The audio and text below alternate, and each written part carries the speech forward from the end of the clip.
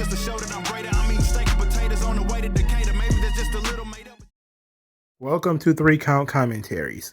So let's talk about NXT. So NXT, August the 31st, 2021. A solid yet slow pretty show. You know, very match heavy. The matches had some length to them. And you know what? Some of the matches didn't need to be as long as they were. But there was still some good stuff here. Just not some exciting stuff, you know? So let's start with Mandy Rose and versus Shirai. So Mandy Rose is working heel. Reasons unknown. She didn't have a proper heel turn. I don't like that. She just went from one brand to another and all of a sudden she's a heel. Okay, Mandy Rose works as a heel. She's arrogant. She's very cocky. It works. She has two proteges in Gigi Dolan and Jessie Jane. That works too. This match was probably one of the better, if not the second best, probably the best Mandy Rose match I've ever seen. She got a little bit of a showcase to show what she's been doing in NXT for a little while. So she pulled out moves. She pulled out some new moves. You know, her psychology and everything is, you know, still the same, but she pulled out some new moves. Shirai is good. You know, she kind of made a little bit of a mistake on that cradle suplex. You know, it was kind of an ugly bump for Mandy, but otherwise pretty good. The match ends in a count out after the Sunray dropkick. I think that's what they call it, the Sunray. That dropkick is brutal. Man, that dropkick is something else. I have yet to see her use that dropkick and not damn near tear somebody's head off. I love it. You know, it's a little too much. It's like taking a missile to the face, but boy, is it effective.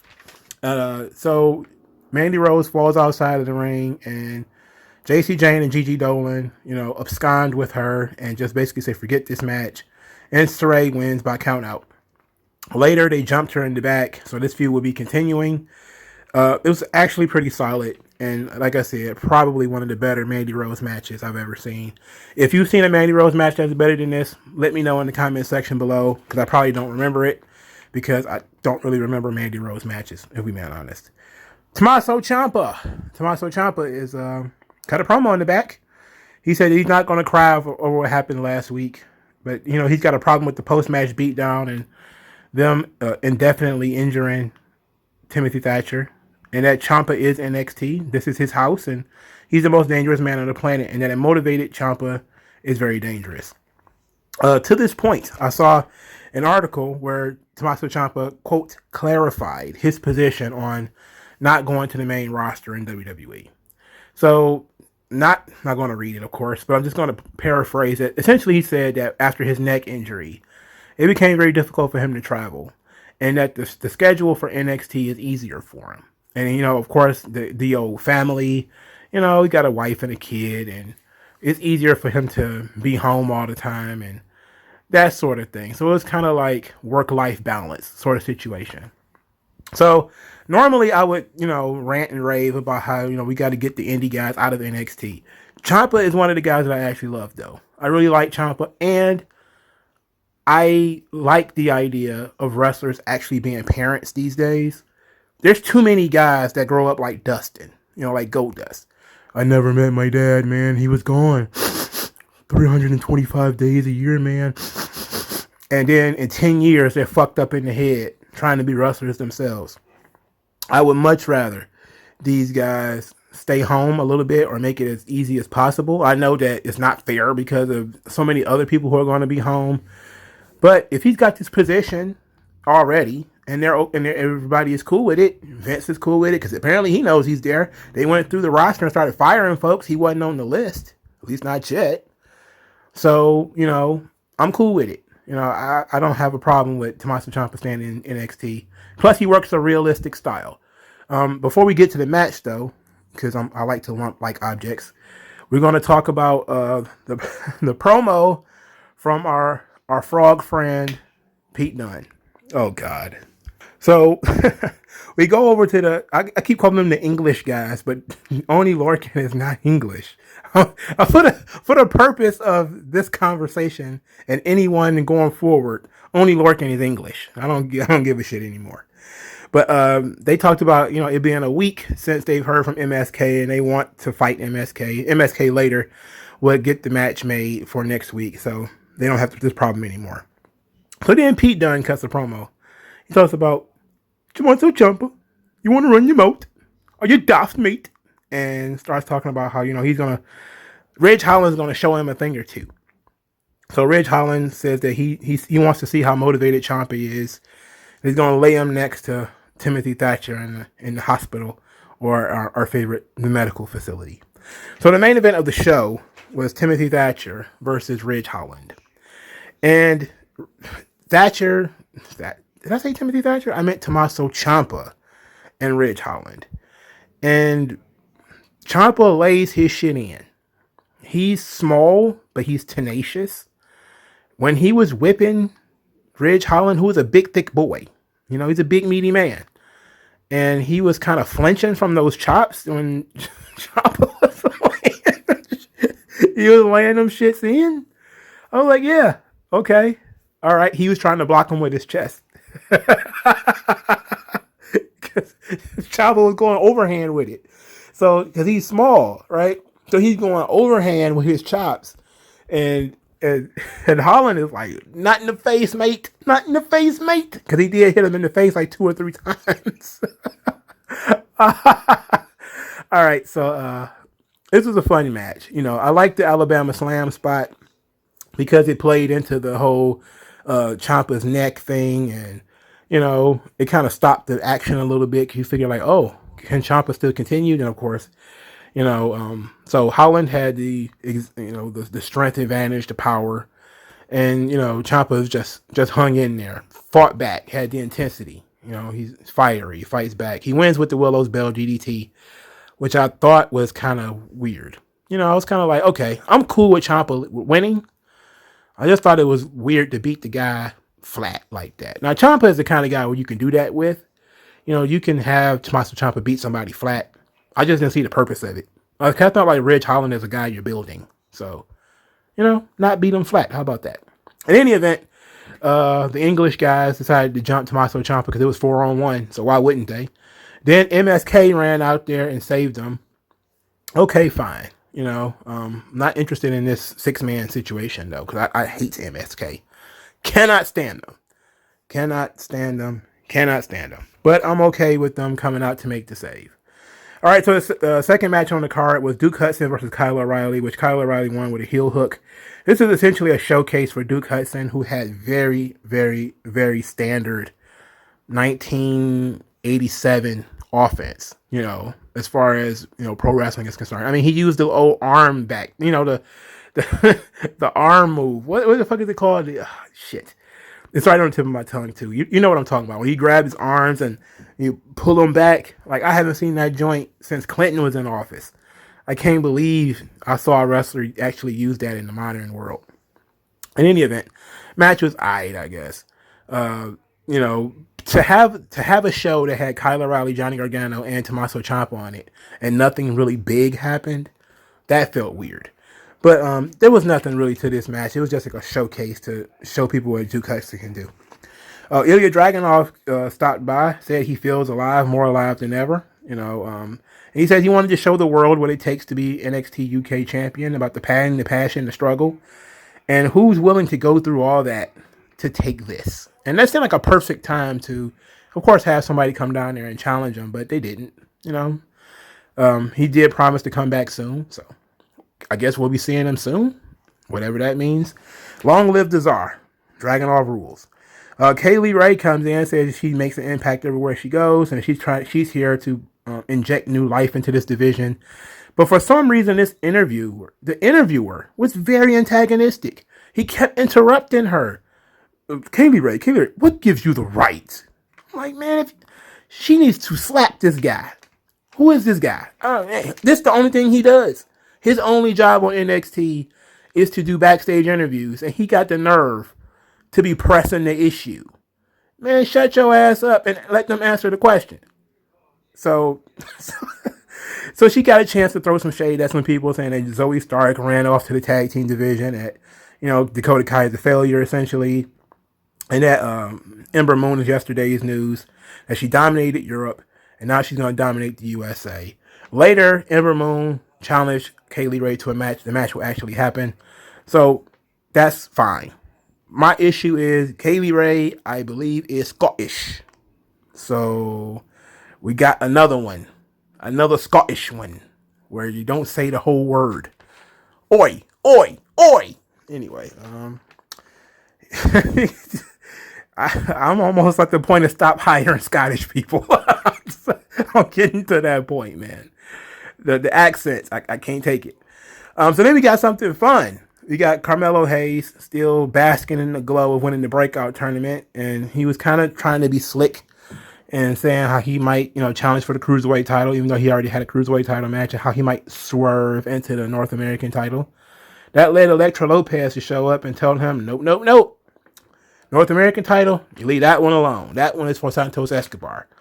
To which Carmelo Hayes decided he was going to give her some lip, which made Santos Escobar show up. I love him so much. He is so sleazy. He's great. Okay, he looks more like a mob boss than Andrade did.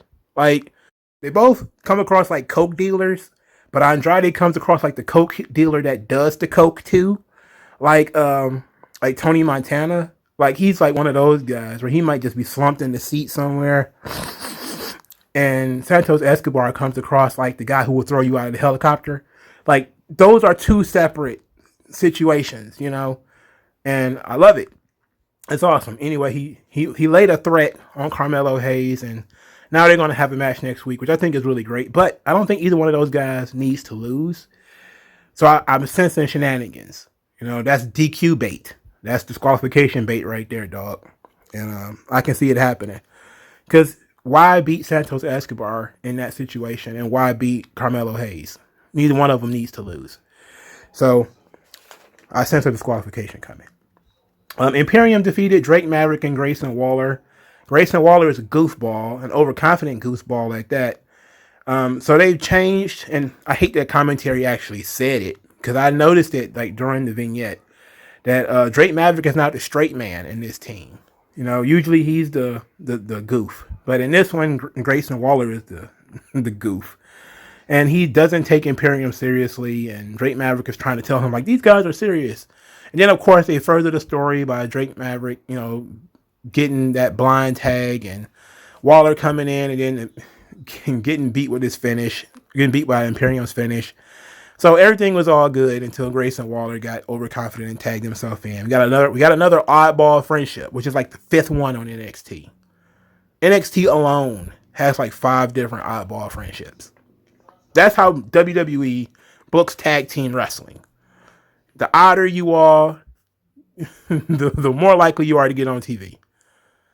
Man, we can never have like the Rockers, the Rock and Roll Express. I know he's probably said like, Mongo, you hate MSK. Like, yes, I hate MSK because they have no personality whatsoever. Not because they're an actual tag team in a tag team division. I hate them because they can't talk. And they suck. And they flippy dudes. They need to get some... Well, they're not that flippy. Not to the degree of AEW guys. But, look, I hate those guys. I can tell you that much. So, Indy Hartwell and Johnny Gargano and Dexter Loomis. Andy Hartwell wants Johnny Gargano to give Dexter Loomis a chance, but Dexter Loomis keeps staring at him. And Johnny Gargano begs him to be normal. Just for once. Please be normal. Of course, he fails in the endeavor to be normal. Index is with Johnny Gargano as he wrestles LA Knight. It's supposed to be a heel match, but Johnny Gargano's a babyface, so forget it. Interesting spot is there's 2 or 3. The pop-up, I don't know what the hell that was, but LA Knight tossed Johnny Gargano up in the air, caught him on his shoulder, kind of like Goldberg does his power slam. But he throws him backwards. So Johnny Gargano lands on his back with his legs in the air. I was like, that's weird. That's a really weird move. Second spot, LA Knight is about to get hit with one final beat. He counters with a punch to the face. And Johnny Gargano falls off the ring apron and gets caught by Dexter Loomis. Him and Dexter Loomis are face to face. Andy Hartwell is grinning hard. I mean, she is grand hard, man. It was shameful. And he puts Johnny Gargano back in the ring, and he puts out his hand so they could do it, the high five that he used to do with Austin Theory. And Johnny Gargano reaches through the ropes to do the high five, gets hit with LA Knight's finish, and LA Knight wins. This match was not about LA Knight at all. He was just a body in the ring. I hate when they do that, because LA Knight is a character that has just had so much development through the storyline that he was involved with, and now that he's like unpersoned. It's like you could have put anybody in that position. There's nothing gained, nothing lost. You know what I'm saying? And it wasn't a main event. And, so I didn't like that. I hate when they just put people who are being pushed and they, dehumanize them for the purpose of a match or two. And it's like, dude was just in a story. Why not give him more stories? If you're going to have Johnny Gargano lose to Rando, I'm sure there's somebody in the back who needs a win. Who needs, something to talk about next week. Goddamn. Come on, man. Think about this thing twice. Boa. So Boa says that he let down Mei Ying, but she will show the true power of Tian Sha next week. He didn't get eaten by alligators or nothing like that. That's disappointing. So Jessie Comet is out there with Frankie Monet and Robert Stone. She wrestles Raquel Gonzalez. Raquel Gonzalez wins with the Chingoa bomb. Her thing, the twist invader bomb that she does. I have yet to see her use that move and not look like she killed somebody. That thing is stiff, man. Like it's stiff. But it's good. I think it's good for her character. I think, it's a crowd pleasing move. I think if enough people see it, it'll get over eventually. The fact that she completely crushed Xia Li with it should probably get it over.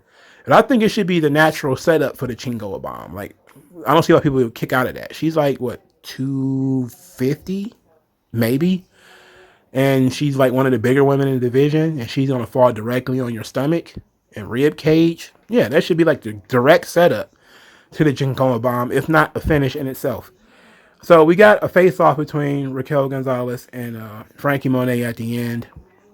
That seems to be the direction that they're going in, which is fine with me.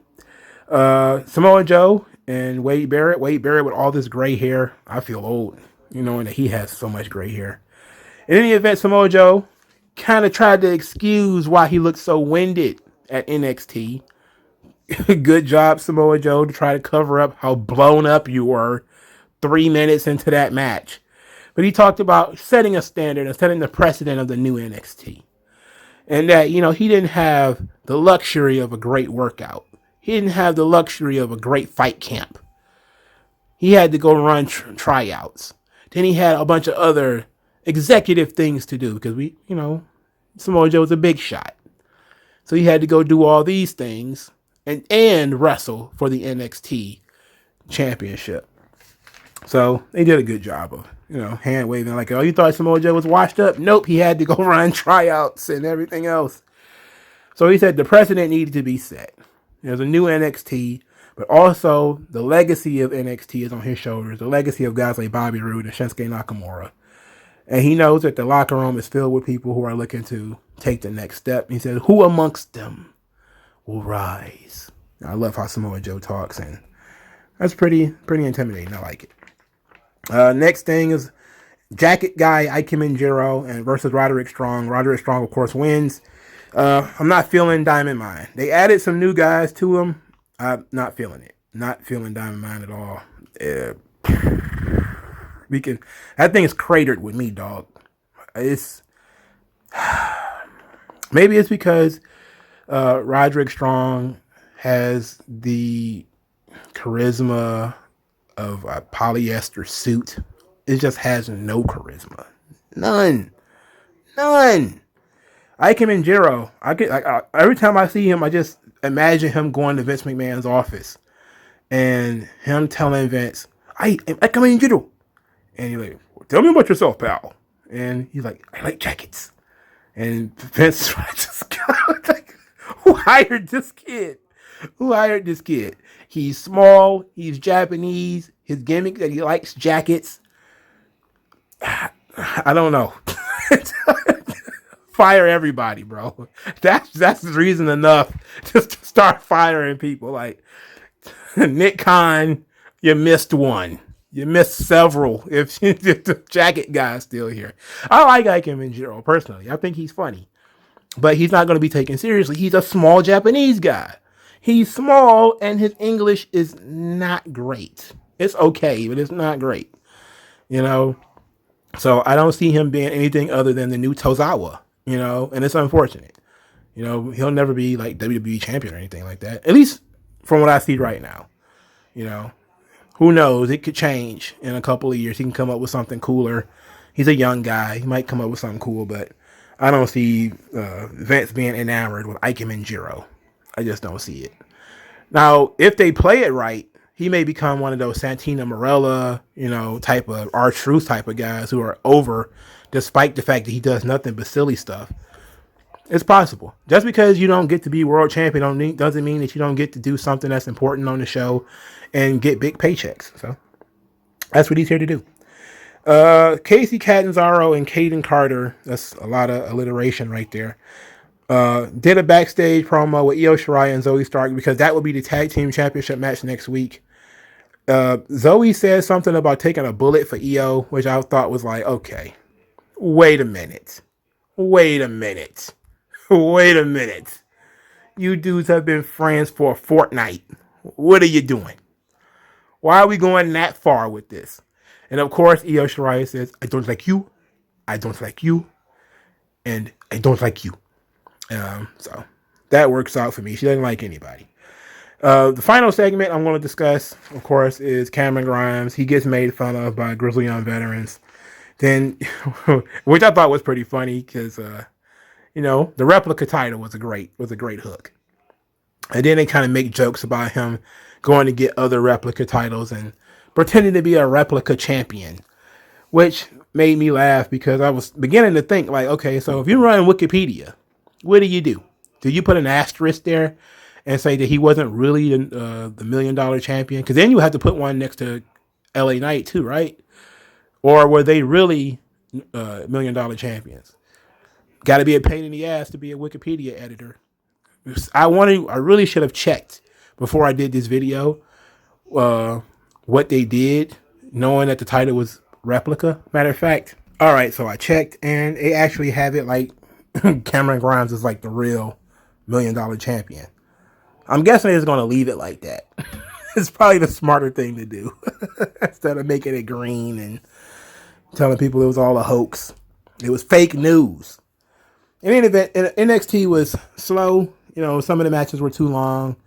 There was too many cold matches, which always drags the show down to a crawl, is when you have long, cold matches between people who are barely, if not at all, over. There was, of course, a lot of false fan reactions pumped into the arena through the TV, which I cannot stand, especially when it's more people than could possibly ever be in that building making noise, especially during like the entrances. I'm like, you know, they've been banging on these goddamn walls in NXT for like 8 months. But when somebody comes out, you hear like, ah, and no banging on the walls. So you're like, come on, man.